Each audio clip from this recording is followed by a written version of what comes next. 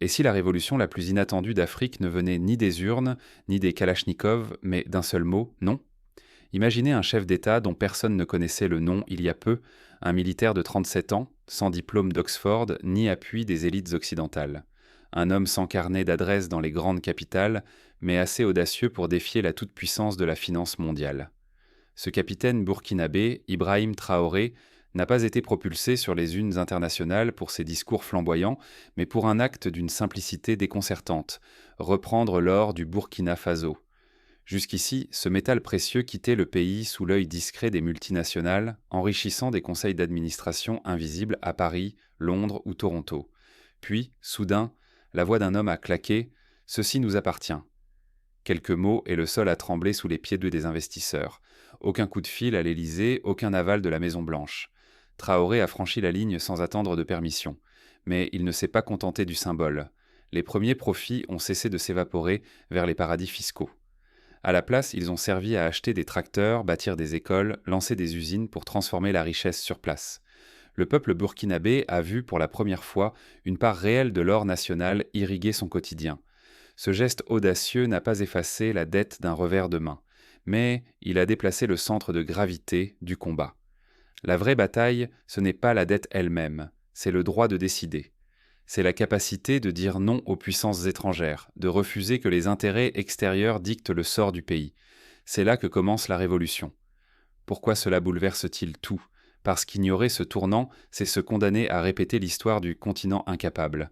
C'est passer à côté de la naissance d'un modèle inédit. Le Burkina Faso de Traoré ne promet pas des miracles, mais propose une rupture. Ici, la souveraineté cesse d'être un slogan creux. Elle devient un risque assumé, une conquête fragile, arrachée à force de courage. Ce n'est pas seulement une affaire burkinabé. C'est la possibilité d'un basculement pour toute l'Afrique, et peut-être un signal d'alarme pour l'ancien ordre mondial. Mais qui est vraiment Ibrahim Traoré, et comment a-t-il réussi à imposer ce nom retentissant? Pour comprendre, s'il faut revenir à ses premiers pas sur la scène politique et au contexte explosif qui l'a propulsé au sommet. Ce que Traoré ose aujourd'hui, Sankara l'a payé de sa vie hier. Pour saisir l'onde de choc déclenchée par Ibrahim Traoré, il faut d'abord suivre la trace de Thomas Sankara. Été 1983, un capitaine de 33 ans prend le pouvoir dans une Haute-Volta épuisée. En moins d'une semaine, il rebaptise le pays Burkina Faso, la terre des hommes intègres. Ce n'est pas un simple symbole. Sankara affirme que l'identité se construit dans la dignité, et non dans l'héritage des anciens maîtres. Avec une audace rare, il rompt avec les pratiques néocoloniales qui étranglaient le pays. Sankara refuse la dette héritée, dénonce le franc CFA, renégocie les accords commerciaux et balaie les symboles du passé colonial. Il vend les limousines officielles, réduit son propre salaire, roule en Renault 5. Ce sont plus que des gestes. C'est une déclaration de guerre à la dépendance. Dans cette fièvre de renouveau, Sankara lance des réformes sociales et économiques d'une ampleur inédite en Afrique de l'Ouest. En 4 ans, il vaccine 2,5 millions d'enfants contre la rougeole, la polio, la fièvre jaune. L'alphabétisation devient une cause nationale. Le taux bondit de 13 à 73%. Les droits des femmes surgissent au grand jour. Les mutilations génitales et mariages forcés sont interdits. Des femmes accèdent à des ministères. L'égalité se concrétise. Mais Sankara ne s'arrête pas là. À Addis Abeba, devant l'Organisation de l'Unité africaine, il déclare que la dette étrangère est une conquête coloniale sous un autre masque. Si nous ne payons pas, nos créanciers ne mourront pas. Si nous payons, nous mourrons, martèle-t-il. Il exhorte les dirigeants africains à refuser, ensemble, d'honorer cette dette. 4 mois plus tard, le sang de Sankara coule. Blaise Compaoré, son compagnon d'armes, orchestre un coup d'État. Avec l'assassinat de Sankara, c'est un rêve d'émancipation qui s'effondre. Le Burkina Faso retombe sous la coupe des intérêts extérieurs. Privatisation, retour du franc CFA, pillage des ressources, dette qui s'alourdit. Les conquêtes sociales dépérissent, la population se résigne, la nuit s'éternise. Il faudra attendre l'insurrection populaire de 2014 pour que le peuple burkinabé renverse Blaise Compaoré, après 27 ans de règne sans partage. Mais le gouvernement civil qui lui succède est fragile, rongé par l'instabilité et la montée de l'insécurité djihadiste. Entre terreur, corruption et paralysie de l'État, la promesse de souveraineté s'éloigne encore. Voilà le prix de la reprise en main. Chaque tentative d'émancipation expose à des risques colossaux. Répression, ingérences étrangères, parfois échec et mort. Dans ce contexte, le geste de Traoré est-il un nouvel espoir ou un mirage de plus? Pour le comprendre, il faut examiner le contexte explosif dans lequel Traoré s'impose, car à nouveau, le Burkina Faso se trouve au bord du gouffre. Quand l'État cesse de tendre la main pour devenir l'actionnaire principal, la terre gronde jusque dans les tours de Toronto. Dès les premiers jours, le capitaine Traoré impose un nouveau code minier. Désormais, l'État du Burkina Faso détient 45% de toute nouvelle exploitation, là où il n'obtenait jadis que des miettes. Les redevances sont revalorisées. Les recettes publiques, autrefois siphonnées par des filiales étrangères, affluent soudain vers le Trésor national. C'est la naissance d'une société minière d'État. Les mines stratégiques, autrefois sous pavillon canadien, australien ou sud-africain, passent sous contrôle national. Pour la première fois, depuis l'indépendance, l'or du pays appartient, dans les faits et dans la loi, à la nation burkinabé. La riposte ne tarde pas. Les multinationales menacent d'arbitrage international, certaines plient bagages, provoquant une chute temporaire de la confiance des marchés. L'agence de notation abaisse la note du Burkina Faso et les investisseurs étrangers suspendent leurs projets. Le pays se retrouve isolé, assis sur ses lingots mais privé de capitaux extérieurs. Pourtant, la stratégie porte ses fruits. Les recettes de l'or bondissent. Pour la première fois, le pays constitue des réserves nationales. Une part du métal reste au pays, échappant à l'exportation brute, pour alimenter de futurs projets de raffinage local. Mais la révolution Traoré ne s'arrête pas alors. Des fonds importants sont injectés dans l'agriculture. Tracteurs, semences, engrais, outils, tout est distribué aux paysans. En quelques saisons, la production céréalière grimpe, frôle l'autosuffisance, un vieux rêve enfin palpable. L'industrialisation locale s'éveille aussi. À Bobo-Dioulasso, une usine de transformation de tomates ouvre. Pour la première fois, les récoltes locales sont valorisées du champ à la conserve, sans passer par les circuits d'importation. Routes, écoles, cliniques, aéroports, les chantiers se multiplient. L'État investit directement dans les infrastructures, refusant le piège de la dette extérieure. Mais ce pari est risqué. L'isolement international pèse. La tension financière, la volatilité du cours de l'or, la méfiance obstinée des bailleurs créent une incertitude permanente. Pourtant, le pays conquiert quelque chose de neuf, une souveraineté vécue, tangible, imposée à la réalité. Mais cette souveraineté a un prix. L'adversité extérieure se durcit et les fragilités internes ne tardent pas à apparaître. Jusqu'où le pays pourra-t-il tenir face à la tempête? Quand la souveraineté progresse, la vigilance doit marcher à ses côtés. Depuis que le Burkina Faso a repris la main sur ses mines d'or, un souffle nouveau agite le pays. Mais derrière les symboles, l'équilibre demeure précaire. L'économie reste suspendue à un fil. Près de 3/4 des exportations reposent toujours sur l'or, faisant peser une épée de Damoclès en cas de turbulence sur les marchés mondiaux. Certains signaux sont encourageants. Les caisses de l'État se remplissent, l'argent circule mieux. Mais la sécurité prend le dessus. Les attaques djihadistes n'ont pas reculé. Dans plusieurs régions, elles se sont même multipliées. Pour répondre, le pouvoir a durci son arsenal et mobilisé la population, engloutissant dans la défense une part sans précédent des ressources publiques. Pourtant, l'urgence sécuritaire a son revers. La dette n'a pas disparu. Au contraire, l'État a contracté de nouveaux emprunts. Il faut bien acheter des armes, former des bataillons, ériger des murs. La révolution se frotte ainsi à un mur de réalité. La sécurité se paie cher et l'autonomie ne s'obtient pas d'un seul coup. Dans ce climat tendu, la liberté de la presse s'étiole. Des journalistes indépendants sont arrêtés, parfois envoyés de force au front. Les voix dissidentes se taisent ou fuient.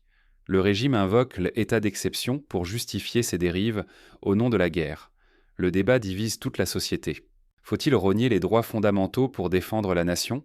Ou placer la frontière entre protection légitime et autoritarisme rampant? Les avancées sont réelles, mais la lucidité impose de regarder aussi les failles. Fermer les yeux serait trahir l'idéal qui a lancé ce mouvement. La responsabilité est désormais collective. Citoyens, journalistes, décideurs, tous doivent rester sur le qui-vive. Le risque est grand que la révolution dévore ses propres promesses, que la diversification économique échoue, que l'autorité se mue en carcan. L'expérience burkinabé fait école bien au-delà des frontières. Déjà, le Mali, le Niger et toute l'alliance des États du Sahel observent, parfois imitent ce retour à la souveraineté. Ce modèle fascine, mais il inquiète aussi. La stabilité régionale pourrait-elle vaciller sous la même pression? Le moment est décisif. Les décisions prises aujourd'hui façonneront le visage de l'Afrique de demain. Entre la promesse d'émancipation et le risque de repli, le destin du continent se joue à une poignée de choix.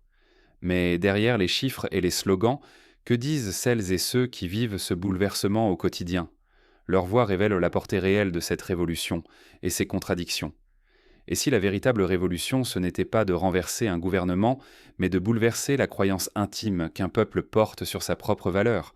Ce que traverse aujourd'hui le Burkina Faso n'est ni un miracle tombé du ciel, ni un coup de baguette magique. La souveraineté ne se décrète pas d'un mot. Elle se construit laborieusement par des choix concrets et parfois des sacrifices douloureux. Se réapproprier l'or et les ressources naturelles n'est qu'un début. Ce n'est un levier de développement que si l'on y associe discipline collective, diversification économique et gestion rigoureuse. Reprendre ce qui fut spolié ne suffit pas. Il faut apprendre à le transformer, à l'investir, à le partager pour l'avenir.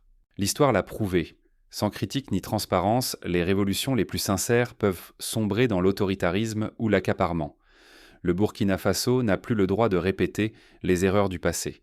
Les voix dissidentes, les débats publics, la vigilance citoyenne doivent être la boussole d'une souveraineté réelle, jamais un poids à écarter. Longtemps, le récit africain a été confisqué par d'autres puissances.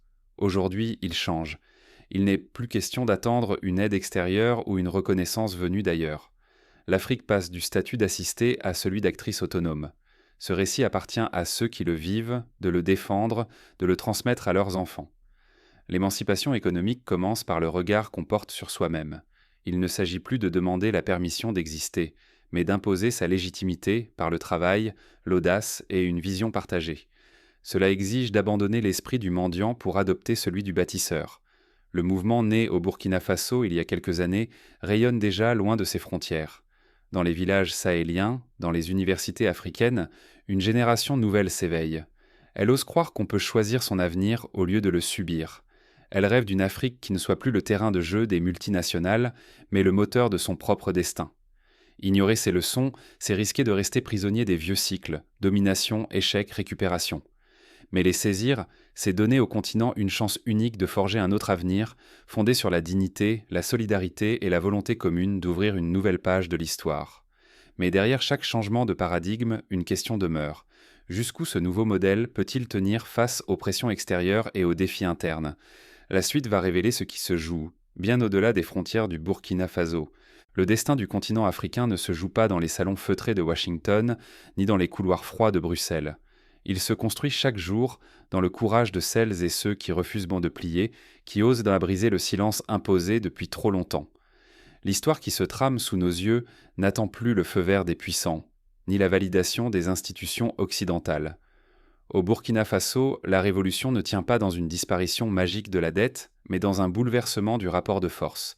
Ibrahim Traoré, jeune capitaine âgé de moins de 40 printemps, a tranché.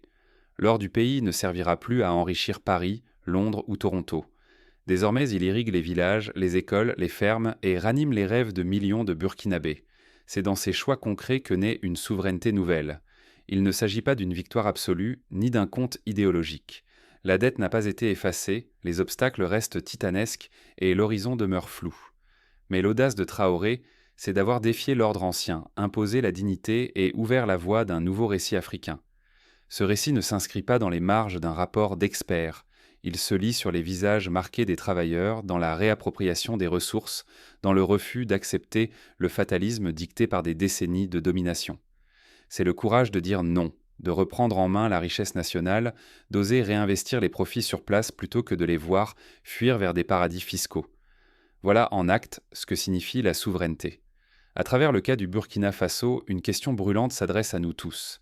Resterons-nous de simples témoins d'un continent condamné à revivre les drames passés, ou prendrons-nous part à une époque où la dignité s'arrache ici et maintenant? Laisser filer cette opportunité, c'est laisser le récit dominant, celui qui a servi, continuer de guider le destin de l'Afrique. Mais chaque voix compte. Chaque partage, chaque commentaire, chaque prise de parole est un acte de résistance contre l'effacement programmé.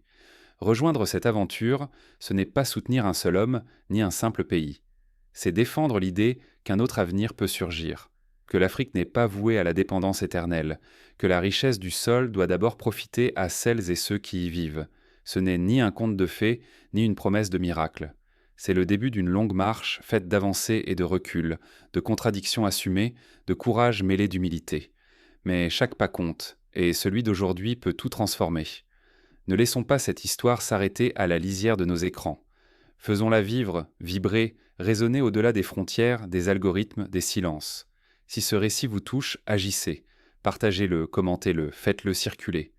Car le silence n'est jamais neutre. Il est complice. L'Afrique cherche ses voix, ses témoins, ses bâtisseurs. Serez-vous de ceux qui regardent l'histoire passée ou de ceux qui osent l'écrire ? À ce stade, pour atteindre environ 40 000 caractères, la version étendue commence ici. Pour mieux comprendre la singularité de la démarche de Traoré, il faut inscrire son geste dans la longue histoire de l'Afrique postcoloniale. Rares sont les dirigeants qui ont osé dire non aux puissances étrangères et plus rares encore ceux qui ont réussi à transformer ce refus en politique concrète. Le refus de Traoré, loin d'être isolé, s'inscrit dans le sillage d'hommes et de femmes qui, de Patrice Lumumba à Julius Nyerere, ont tenté d'arracher leur peuple à la tutelle occidentale.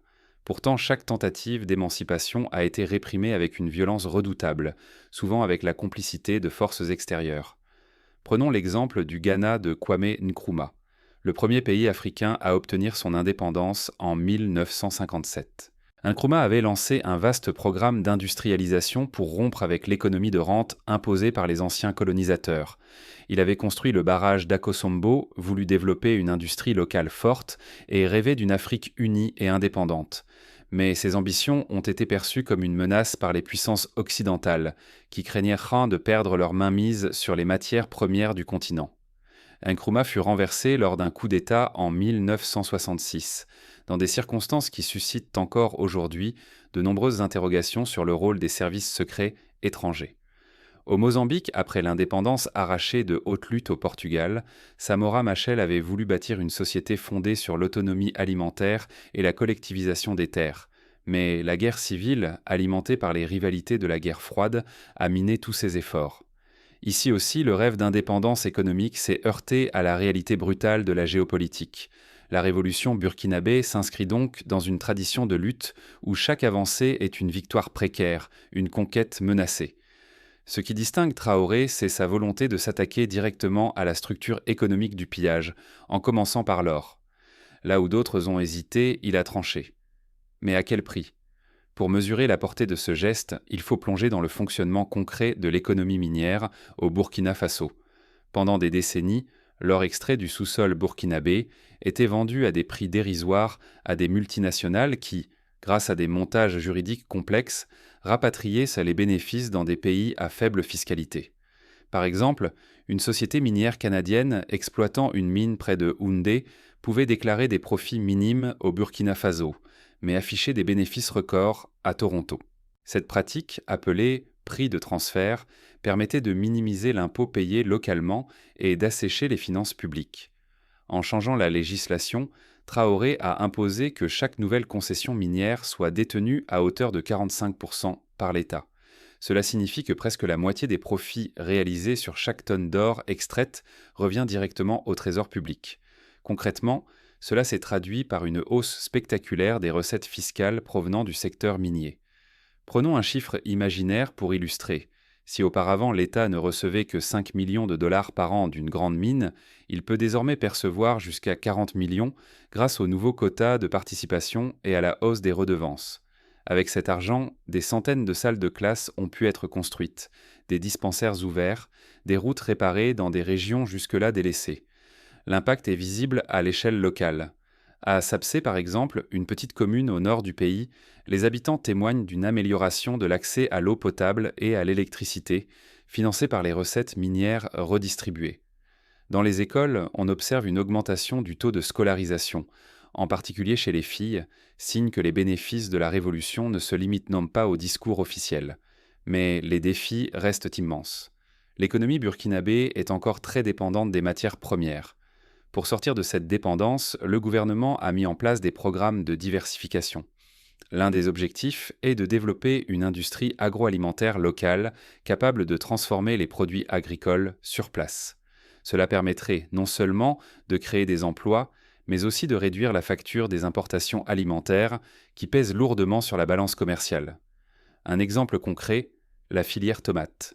Jusque dans les années 2000, la quasi-totalité des tomates cultivées au Burkina Faso étaient vendues à l'état brut, souvent à des prix extrêmement bas. Avec l'ouverture de la nouvelle usine de Bobo Dioulasso, des milliers de petits producteurs ont pu écouler leur production à un prix garanti, et la tomate burkinabé se retrouve désormais en conserve sur les marchés de Ouagadougou et même de Bamako. Cette dynamique illustre comment la souveraineté économique peut prendre racine dans la vie quotidienne. Pourtant, le chemin reste semé d'embûches. La volatilité du cours de l'or, la pression des marchés internationaux et la menace de sanctions économiques planent comme des nuages sombres au-dessus du pays.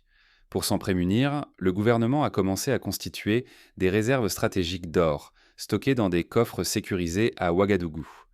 L'objectif est de disposer d'un matelas financier pour faire face aux crises futures, sans dépendre de l'aide extérieure. Mais la souveraineté ne se limite pas à l'économie. Elle suppose aussi de bâtir un État de droit solide, capable de résister aux tentations autoritaires. À cet égard, les inquiétudes sont nombreuses. Plusieurs associations de défense des droits humains ont tiré la sonnette d'alarme. Si la lutte contre le terrorisme justifie des mesures d'exception, elle ne doit pas devenir un prétexte pour museler la société civile. Pour éviter ce piège, certains proposent de mettre en place des mécanismes de contrôle citoyen sur l'utilisation des recettes minières. Par exemple, la création de comités locaux de suivi, composés de représentants des habitants, des élus locaux et d'experts indépendants, permettrait de garantir une gestion transparente des fonds publics. Ce modèle, inspiré de l'expérience du Chili dans la gestion de ses ressources en cuivre, pourrait contribuer à ancrer la révolution burkinabé dans la durée. Sur le plan régional, l'exemple du Burkina Faso fait des émules. Au Mali voisin, les autorités de transition ont annoncé leur intention de renégocier les contrats miniers signés avec des entreprises étrangères. Au Niger, après la nationalisation partielle du secteur de l'uranium, les recettes publiques ont augmenté, permettant d'investir dans l'éducation et la santé. Ces dynamiques témoignent d'une prise de conscience collective sur la nécessité de reprendre le contrôle des ressources naturelles. Cependant, l'expérience montre que la réussite de telles politiques dépend de la capacité à construire des alliances solides, tant sur le plan national qu'international. Le Burkina Faso a cherché à diversifier ses partenaires en se tournant notamment vers la Turquie, la Russie et la Chine pour obtenir un appui technique et financier. Cette stratégie vise à réduire la dépendance vis-à-vis des bailleurs traditionnels tout en élargissant le champ des possibles. Mais cette ouverture comporte aussi des risques. L'afflux de capitaux étrangers, s'il n'est pas encadré, peut conduire à de nouvelles formes de dépendance. Pour éviter ce piège, certains experts recommandent de renforcer les capacités de négociation des cadres burkinabés afin qu'ils puissent défendre les intérêts du pays face à des investisseurs parfois très aguerris. Au-delà des chiffres et des politiques publiques, la révolution Traoré s'incarne dans des histoires humaines. Prenons le cas de Mariam, une agricultrice de la région du Centre-Nord. Grâce à un programme de microcrédit financé par les recettes minières, elle a pu acheter une pompe solaire pour irriguer son champ de légumes. En 2 saisons, sa production a doublé, lui permettant de scolariser ses enfants et d'investir dans l'achat de bétail. Pour elle, la révolution n'est pas un slogan, mais une réalité tangible qui transforme son quotidien. Autre exemple, dans le secteur de la santé, les recettes issues de l'or ont permis de financer la construction d'un centre de soins à Tenkodogo. Désormais, les femmes enceintes n'ont plus besoin de parcourir des dizaines de kilomètres pour accoucher dans des conditions sûres. Le taux de mortalité infantile a diminué de manière significative dans la région, preuve que la redistribution des richesses peut sauver des vies. Ces succès ne doivent pas masquer les difficultés. L'insécurité persistante dans certaines régions rend difficile l'accès aux services de base. Dans le Sahel burkinabé, des villages entiers ont été déplacés à cause des attaques armées et les infrastructures restent fragiles. Le défi consiste à garantir que les fruits de la révolution bénéficient à tous, y compris aux populations les plus vulnérables. Pour avancer, il est essentiel de renforcer la cohésion sociale.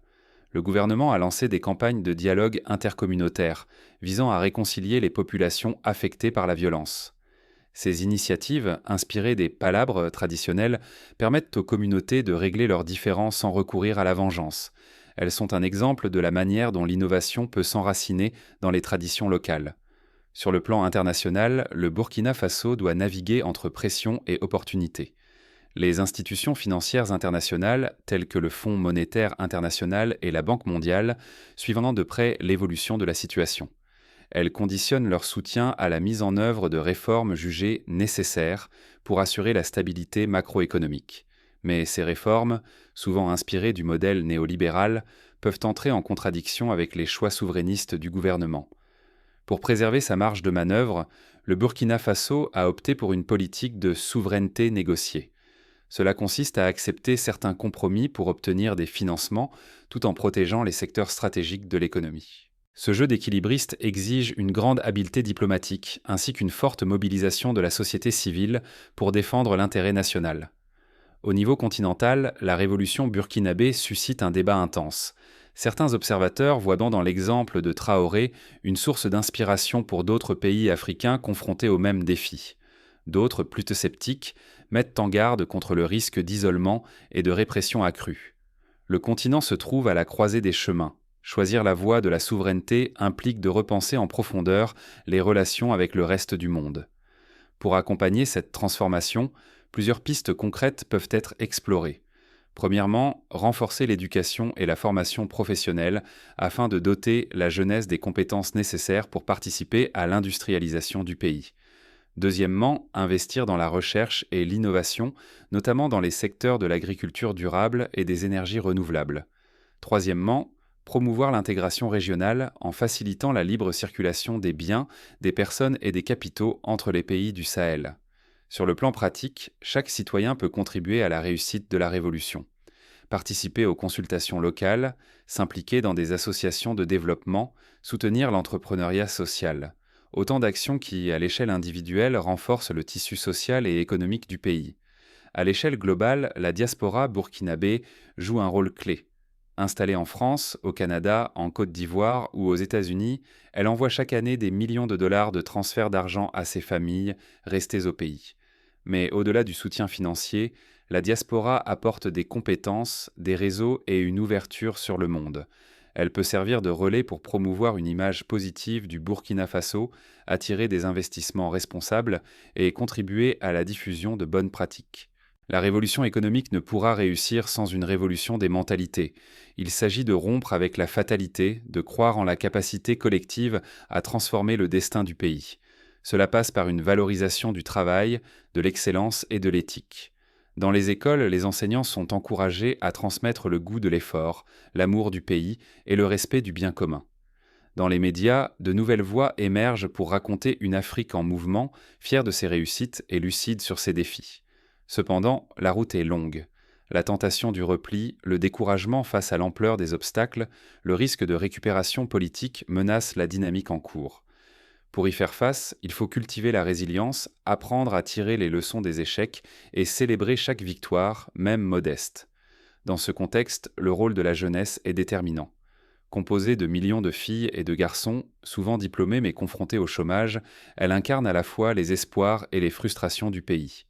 Pour éviter l'exode ou la tentation de l'extrémisme, il est crucial d'offrir à cette jeunesse des perspectives d'avenir. Cela suppose de créer des emplois décents, de promouvoir la culture entrepreneuriale et de favoriser l'engagement citoyen.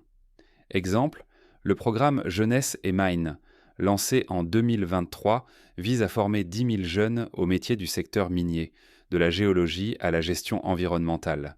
L'objectif est de leur donner les outils pour participer activement à la transformation du pays et d'assurer que les richesses naturelles profitent d'abord aux Burkinabés. En parallèle, de nombreux jeunes s'engagent dans l'économie numérique. Des startups voient le jour à Ouagadougou, proposant des solutions innovantes dans l'agriculture, la santé ou l'éducation. L'accès à Internet, encore limité dans certaines régions, progresse grâce à des investissements dans la fibre optique et les réseaux mobiles. Cette révolution silencieuse prépare le terrain pour une société plus ouverte, plus créative, capable de s'adapter aux défis du XXIe siècle. Mais la souveraineté numérique est aussi un enjeu. Face à la domination des géants du web américain ou chinois, le Burkina Faso explore la création de plateformes locales, la protection des données personnelles et la promotion du logiciel libre. Il s'agit de garantir que la révolution technologique ne devienne pas une nouvelle forme de dépendance. En définitive, la révolution initiée par Traoré est un processus, non un événement. Elle demande du temps, de la patience et une capacité à corriger le cap en fonction des réalités du terrain. Les succès dans l'or, l'agriculture ou l'éducation doivent être consolidés et étendus à d'autres secteurs, comme l'industrie légère, le tourisme ou l'artisanat. Pour y parvenir, le Burkina Faso peut s'inspirer d'expériences étrangères. Au Botswana, la gestion prudente des ressources diamantifères a permis de bâtir un pays stable, avec un niveau de vie envié en Afrique subsaharienne. À Maurice, la diversification économique et l'ouverture contrôlée aux investissements étrangers ont favorisé une croissance soutenue sur plusieurs décennies. Ces exemples montrent qu'il est possible, avec une vision claire et une gouvernance rigoureuse, de transformer la richesse naturelle en prospérité partagée. Mais chaque pays a son histoire, ses contraintes, ses atouts. La clé réside dans la capacité à adapter les modèles, à inventer des solutions sur mesure, à mobiliser les énergies locales. Le Burkina Faso, fort de son identité forgée dans la résistance et la solidarité, a les ressources humaines et culturelles pour réussir ce pari. Pour conclure, rappelons que la révolution burkinabé est avant tout une invitation à croire en la dignité humaine. Elle nous rappelle que, face à l'adversité, il est possible de se relever, de réinventer son avenir, de refuser la résignation. Elle n'est pas une fin en soi, mais un début, un appel à l'engagement, à la créativité, à la persévérance. Alors la question demeure. Serons-nous simples spectateurs de cette histoire ou acteurs de son écriture? C'est à vous de